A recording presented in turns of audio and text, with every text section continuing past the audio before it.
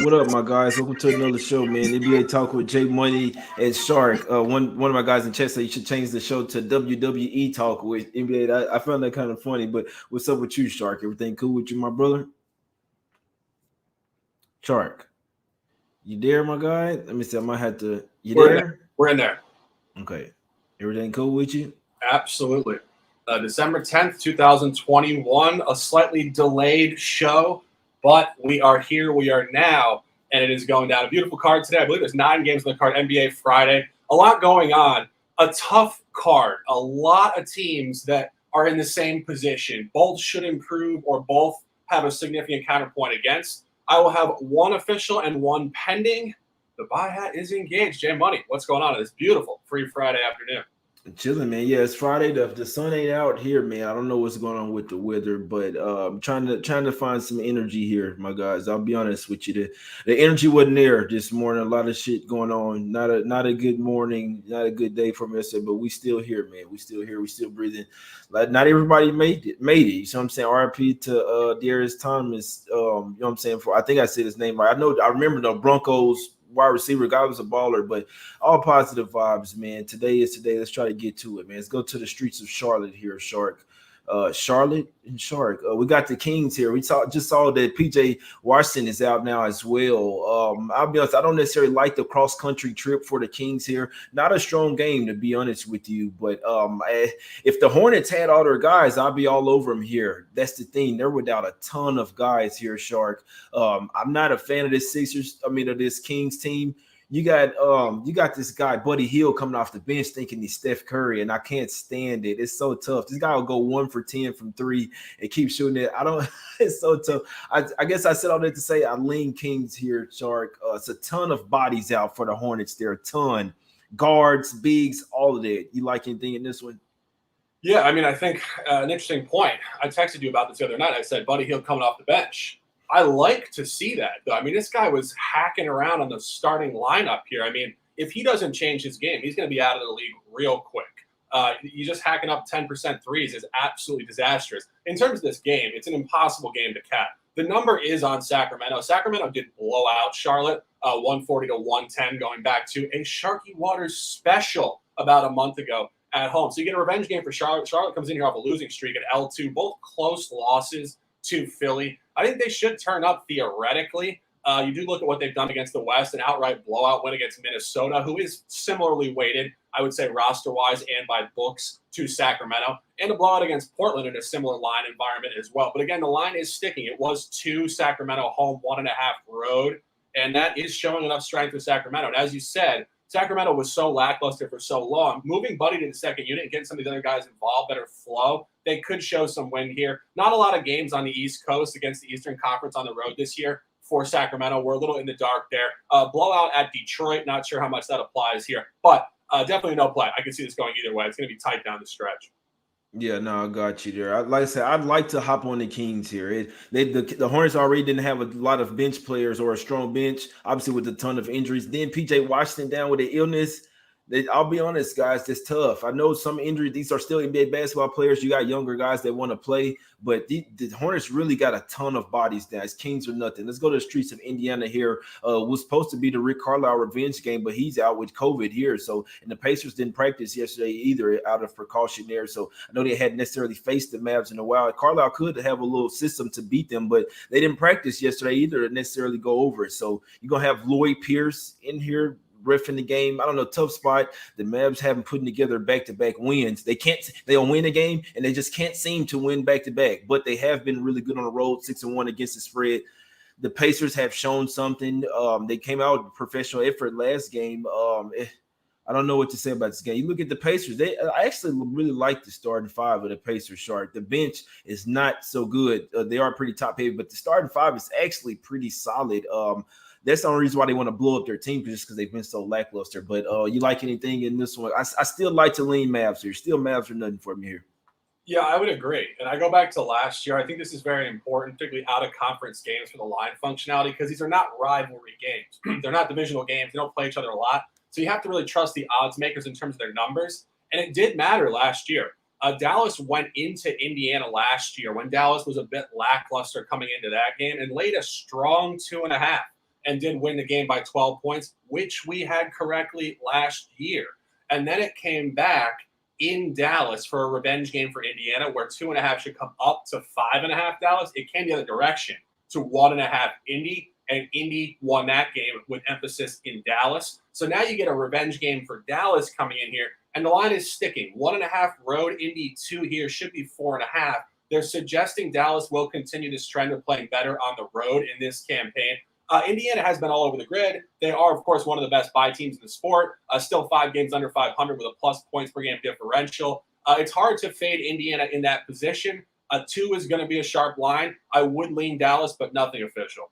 Yeah, no, I'm with you. I want to take the Mavs here, guys. I'll be honest. I mean, it could be some fanboy shit. I do think they're our better team. Like, a lot of people think they suck. I know Luka, even with him not being conditioned, he still can go off on a triple-double any night. You saw, even with him being fat out there, I agree. But still, it's Mavs or nothing for me. I just feel like they may get this one done. It's not something that I bet, but it's just a crazy feeling. I do lean the Mavs, and they'll go to another game here. We're going to the streets of Toronto here, Shark. The Raptors favored by 1.5 at the house. This guy, and so the one last point about the last game. I hate going against a team that's a part of my system. It's actually bet on, to be honest with you. When a team has been at the house for a while, 4 or 5 straight games, they're comfortable. Certain teams, though, see what I'm saying? So that's another thing that kept me off the Mavs. But with the Raptors, they're not good at the house. So I guess they could be one flaw in the system when the home team isn't good and they're at the house just for a while. I mean, at some point it has to flip, but the Raptors 4-9 straight up at the house, 3-9 against the spread. As Knicks are nothing for me here. It's hard to trust the Knicks right now. The nurse did call his team soft after last game, so you'll see after he comes back from that. I still lean Knicks here. It's Knicks are nothing for me in this game, Shark. Yeah, I mean, we say this every day. Top 2 most unpredictable teams in the league, Celtics, who are, of course, late night ESPN, and Knicks coming in here on the road in Toronto. Toronto has dominated this team for years, won 10 out of the last 12. The Knicks have been awful across the border as well. You do look at what's going on here. The Knicks come in here in a revenge game. They did lose 113-104 in MSG. A strong line there, but again, we always talk about this. The line with the Knicks doesn't matter. It's more motivation. The Knicks did just get hammered in Indiana. I think a snapshot to what's going wrong with the Knicks. Obi Toppin with an absolute circus dunk, which is highly impressive. The team's down 10 points. They come off the bench celebrating like they won the championship, and then they just proceed to tank the game further and lose by 20 points. Thibodeau is a disciplinarian. I think he's lost this group to a certain degree, and I think he might not be the right coach. I think he's better with a more veteran roster. This group is largely under 27 years old. And I think what you're looking at here is just really an unregulated group. It's tough to back them here, given, as you said, Toronto's inability to win home games. We were just talking about this off the record. It kind of strikes me as a little late to the party environment to continue to fade Toronto at home. And as you said, Nick Nurse calling out his team, that does hold weight. Obviously a championship coach here. So you're getting a strong line with Toronto. It's moving 8 points towards Toronto here to be favored off of plus 7.5 on the road. But again, Knicks are inconsistent, unpredictable in a revenge game and should theoretically come up historically, having lost 10 of the last 12.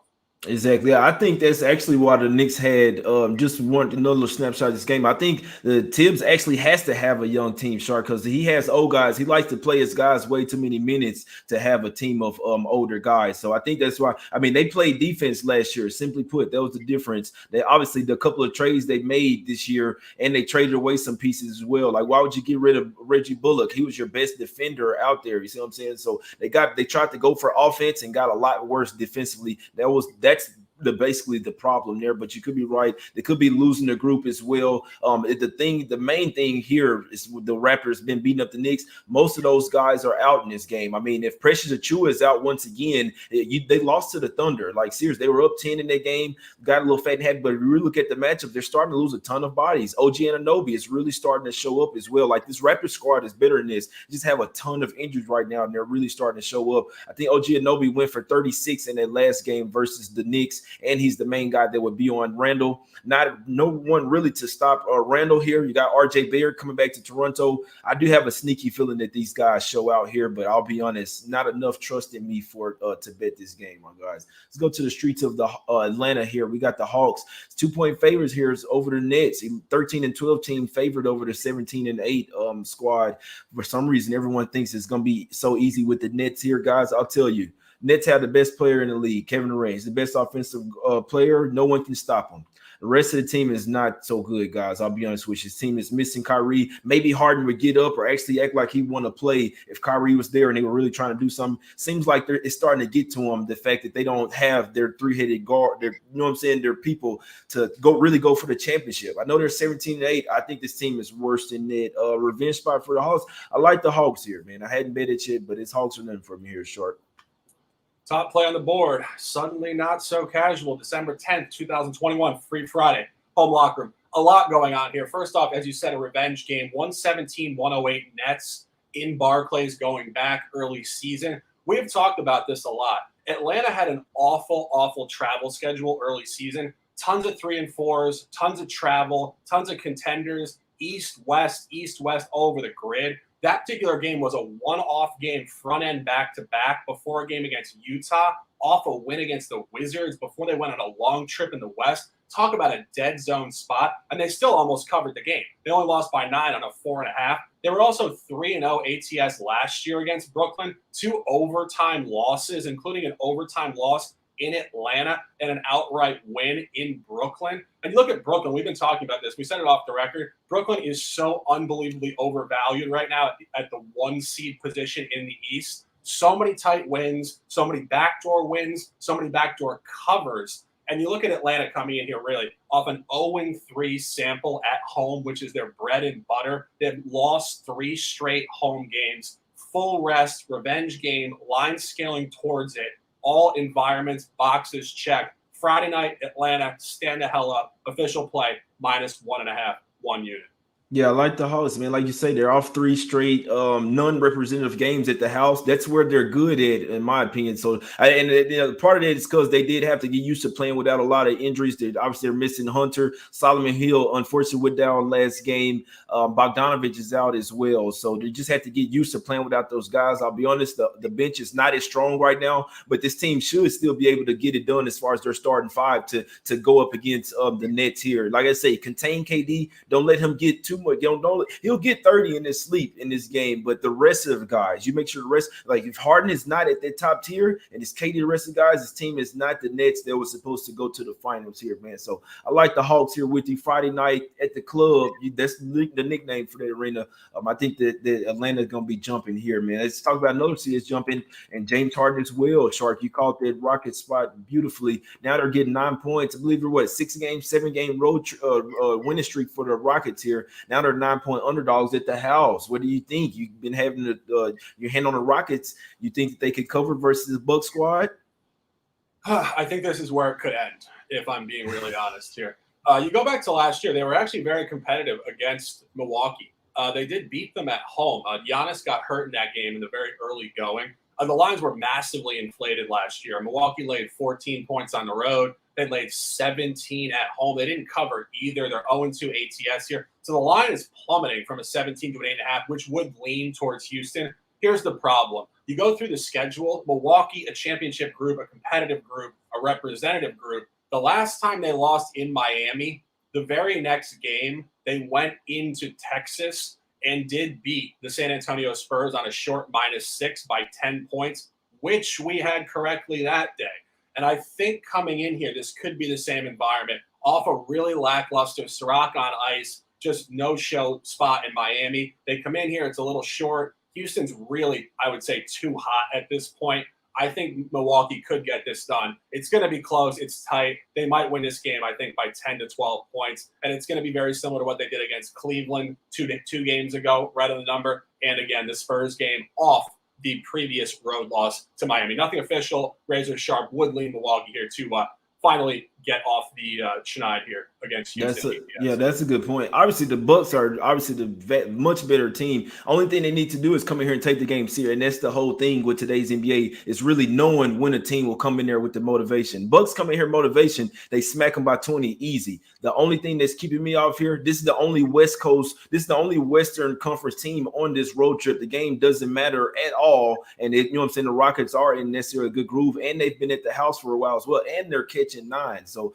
like I say, they played the Heat, they lost that game, close game. Now you go play the Rockets in a meaningless game, and then you got the Knicks and the Celtics coming up in the back-to-back. So 3 Eastern Conference games on this road trip and 1 Western Conference. This is the one, and so I just don't know the motivation here. But I agree, Shark. In theory, it should be a bounce-back spot. Bucks, Smack City, as long as they have the motivation here. But I'm sure you guys understand that on the flip side as well.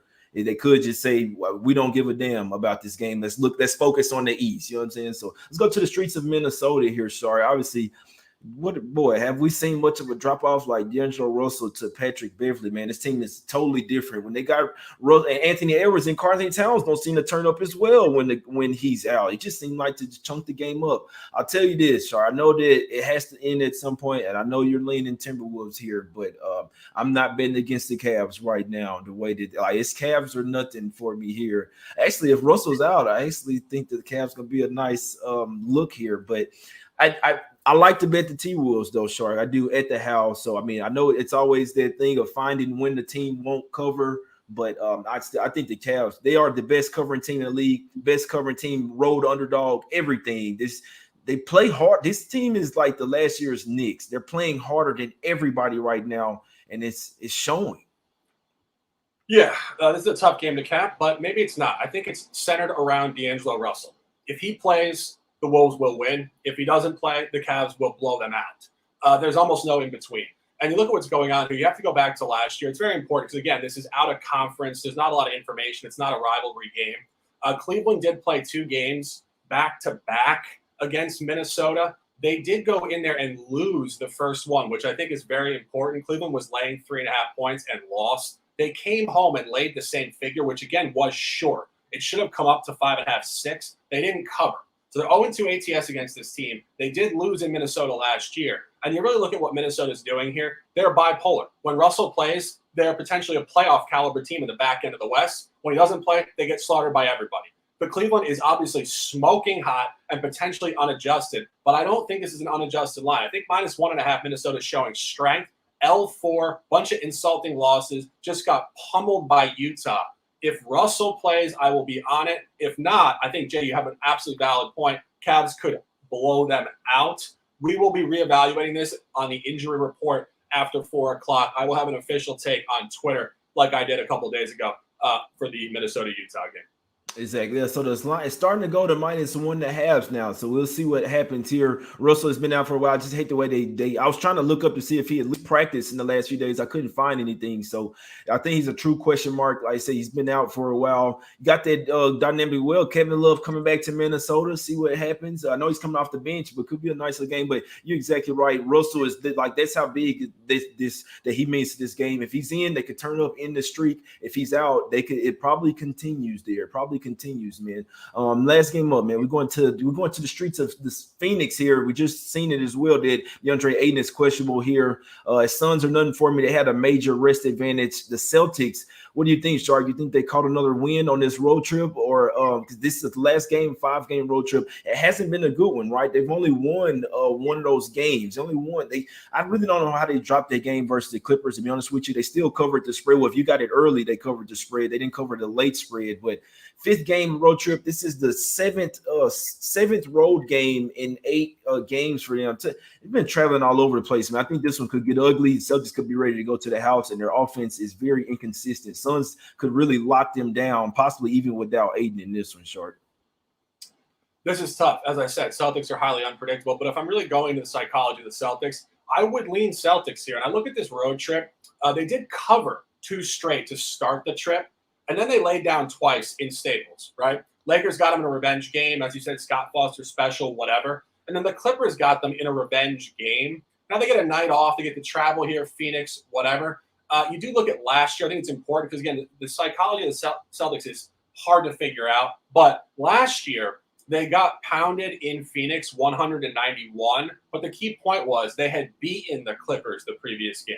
So now it's the opposite. They come in here off a loss to the Clippers, 2 losses in a row, 2 no-shows, and you get Phoenix here, as we've been talking about. Phoenix is also due to crater ATS. They were way too hot. Their winning streak was way too hot to begin with. And one final point, the line has not mattered between these teams at all. It was 2.5 Phoenix cover at home. It held 1.5 where it should have come down to Celtics favored. And the Celtics beat them down on that type of line. Now it comes up to 5, so it's strong for Phoenix. But again, I don't think it matters. I would lean Celtics here, but I'm not playing. Celtics can take my money every day of the week if I bet them. Yeah, I'll be honest with you. Matchup wise, the Celtics can keep this game close and possibly even win the game. I'm worried about the fatigue. Simply put, the Suns have a lot more rest. These guys had 3 days off, like seriously, and that's why I think it's even more bullshit that that DeAndre Ayton is listed questionable now. If he was truly questionable or he was injured or something, they should have been enlisted at least yesterday, right? You don't wait till the day of the game. Oh, now he's questionable because you see that the Celtics might have some guys out as well. So, like I said, this seventh road game in the last 8 games for the Celtics. They've been traveling all over this place. They were in San Antonio. They were in Toronto. Then they go to the house to face Philly. Then on the West Coast, Utah, Portland, LA, back-to-back in LA. Now Phoenix. These guys, I think they're ready to go to the house. They could catch another win, and the Suns could not care about the game, obviously with Aiden. But if the Suns come in here full throttle, motivated, their defense, simply put, can win this game and clamp down on the Celtics. They'll clamp down on Schroeder. They'll clamp down on Tatum. Then who else is going to score the points? So, like I say, matchup wise though, they could keep it close. Tough game, man. I'd wait on Aiden here, Shark. Break them off with the officials, my guy. Yeah, one official, Atlanta Hawks, home stadium revenge game. All the points checked. We talked about it for 3 or 4 minutes before. The absolute top spot of the day by a mile. I will be evaluating the Minnesota spot as we wait for an injury report on D'Angelo Russell, Ohio State's finest. And I want to make a comment on that. This guy's a top 3 pick.